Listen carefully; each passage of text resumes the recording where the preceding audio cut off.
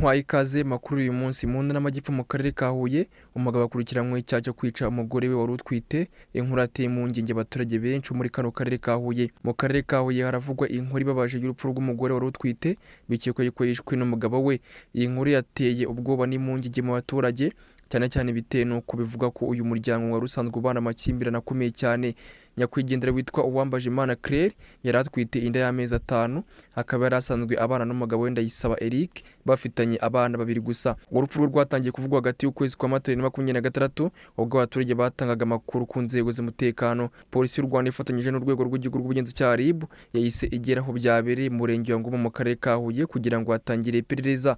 Umuvugizi wa polisi mu ntara y'Amajyepfo CIP Hassan Kamanzi yemeje amakuru avuga ko bakimara kumenya ibingibi bahise bihutira kugera mu rugo rw'uyu muryango bagasanga koko uwo mugore yitabye Imana mu buryo bukekwa yuko butari busanzwe. Umugabo wese atabwa muri yombi afungirwa kuri sitasiyo ya polisi ya Ngoma mu gihe iperereza rigikomeje, naho umurambo woherezwa ku bitaro bya CHB kugira ngo ukorerwe isuzuma ryimbitse.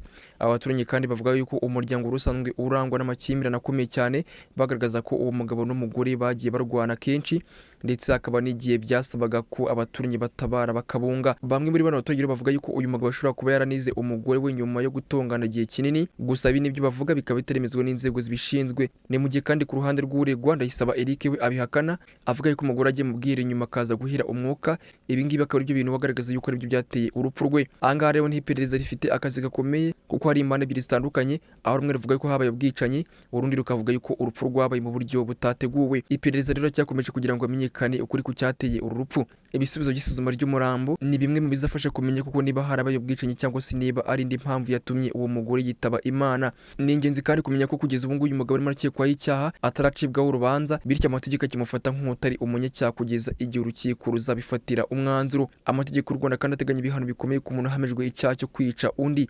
Iyo rero bigaragaye ko byakozwe atabigambiriye, igihano gishobora kugera hagati y'imyaka 3 ndetse n'5 y'igifungo ni hazabu, ariko byemejwe ko akoze ikintu cyarabigambiriye ashobora no guhanishwa igifungo cya burundu. Polisi y'u Rwanda rero yasabye abaturage kwirinda intonganya n'ibindi bishobora kubashora mu bikorwa by'urugomo. Isaba kandi ko mu gihe hagaragaye amakimbirane mu muryango abaturage bihutira kumenyesha inzego zibishinzwe. Uruno rupfu kandi rw'Uwambajimana Claire ni inkuru ibabaje cyane ko yaratwite kandi afite abana babiri asize inyuma.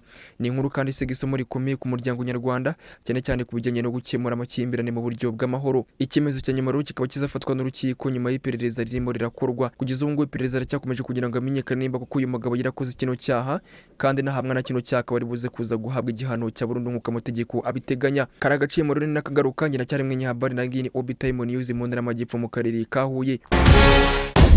Obi Time News.